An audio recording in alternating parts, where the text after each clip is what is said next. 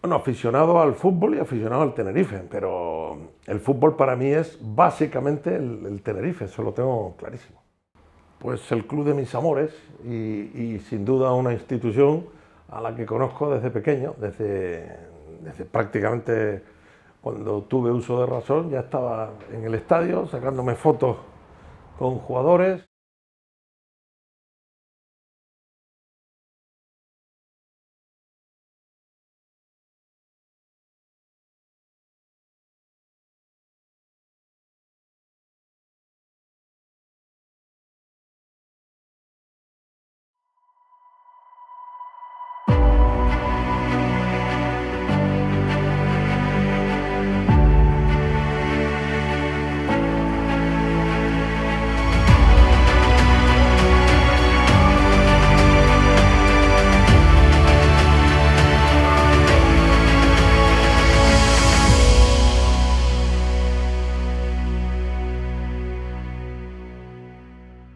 La inconfundible voz de Juan Carlos González Suáncar está ligada a los mejores momentos de la centenaria historia del Club Deportivo Tenerife, equipo al que sigue desde niño como aficionado y como periodista desde hace más de 40 años.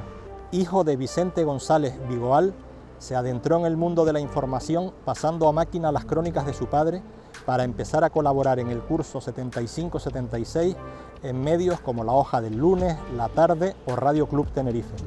En esta emisora convertiría su programa de las 2 de la tarde en una cita obligada para todos los aficionados y con el tiempo sería jefe de deportes, subdirector y director, antes de dar el salto a otros medios como la televisión, a otras actividades más ligadas con la gestión e incluso a otras latitudes más frías como Madrid, donde en la actualidad ejerce como jefe de deportes de la cadena COPE a nivel nacional, pero sin olvidarse jamás de su Tenerife.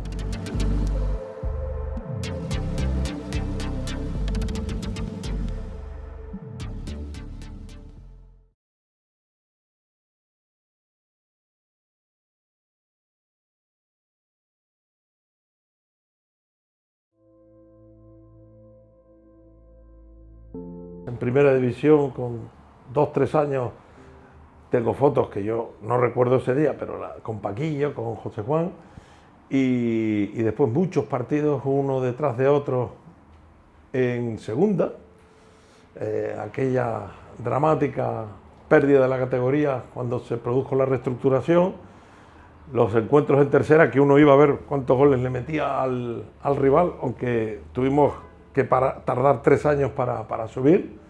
Me acuerdo mucho de un Tenerife Moscardó, que con un gol de Manolo ganó el Tenerife 1-0, era el primer partido de la segunda vuelta, pero al final, bueno, subió el Moscardó, que no estaba nada más que ese año en segunda, y nosotros tuvimos que esperar a la siguiente para competir con Osasuna, con Valladolid, con Palencia. Tuvimos la fortuna de que el grupo donde estaba el Club Deportivo Tenerife, al sorteo de principio de temporada, porque había reestructuración en primera, subían 2 y el Tenerife subió como campeón.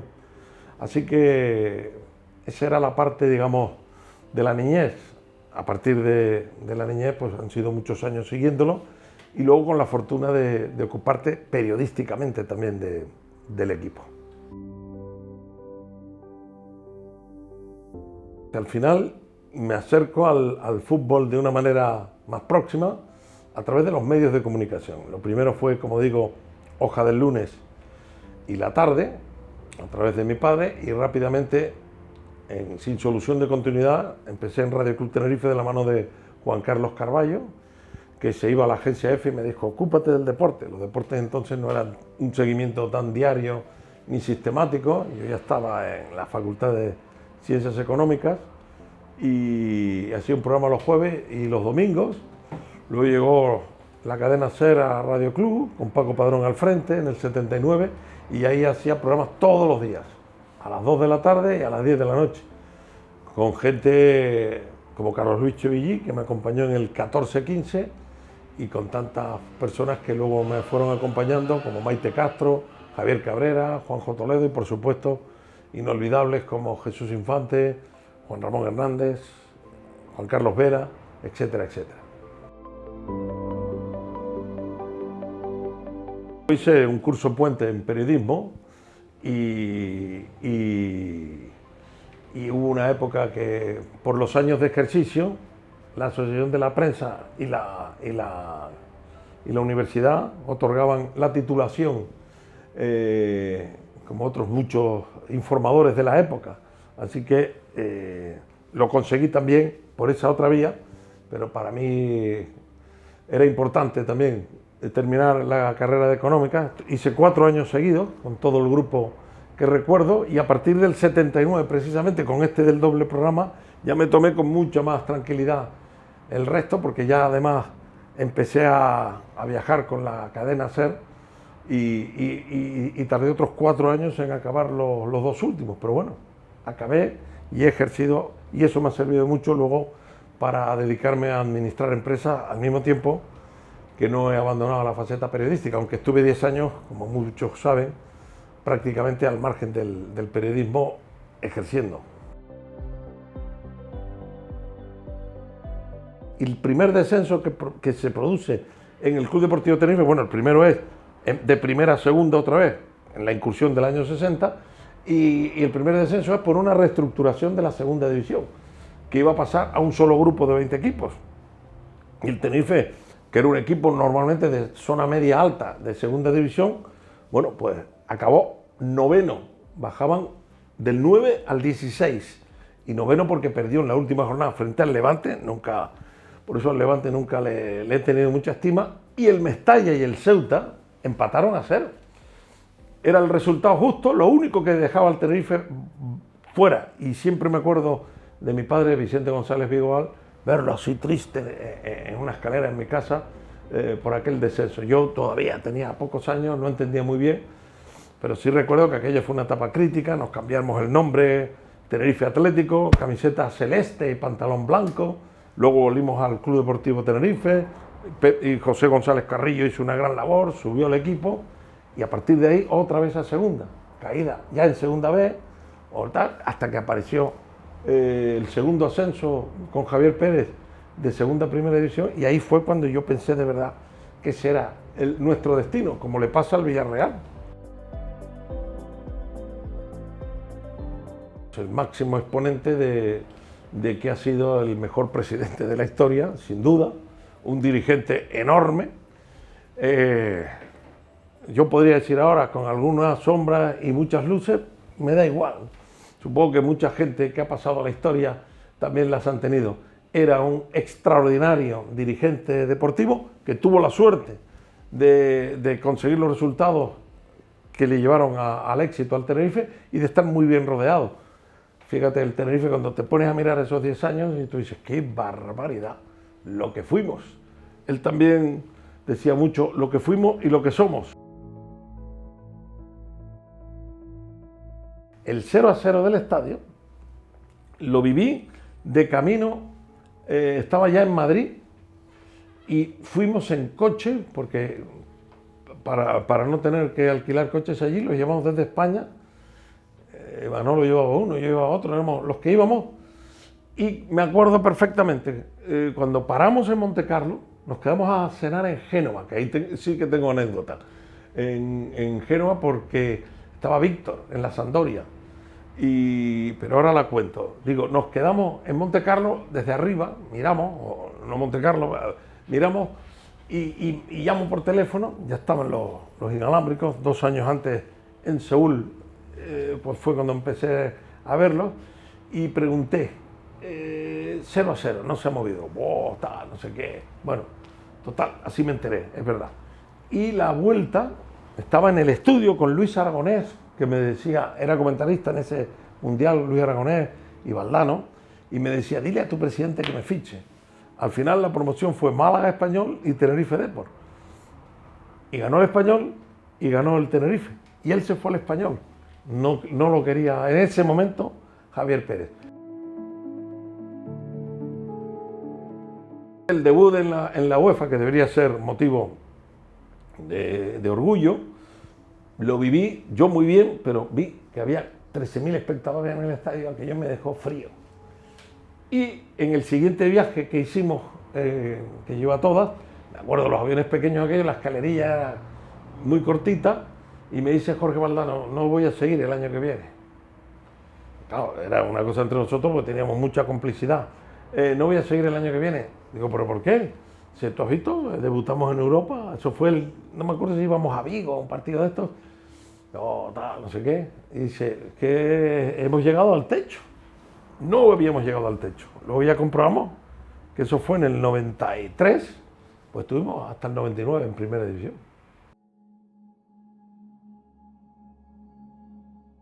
Cualquier descenso es muy malo. Pero mira, uno que recuerdo muy triste, año 99, mi padre enfermó, era ya hace muchos años, de un tumor cerebral que se lo llevó en 3 meses, en el estadio Tenerife-Villarreal, creo, precisamente el Villarreal, y él estaba oyendo la radio, oyéndome, y cuando descendió el Tenerife me lo contaron, que se le saltaron las lágrimas, ya prácticamente no podía hablar en ese momento. Pues ese es un cuento muy triste, se mezclaron muchas cosas, muy triste, sí. Pues fueron muchos, pero porque además no se te viene uno a la memoria, pero claro, por el impacto, posiblemente la vuelta del Benito Villamarín, el impacto, la sensación de que estabas contando una cosa que no te iba a tocar, ni que tu club lo iba a vivir, ni la isla. Fue todo un conjunto de cosas. Aquello fue como salir de pobre.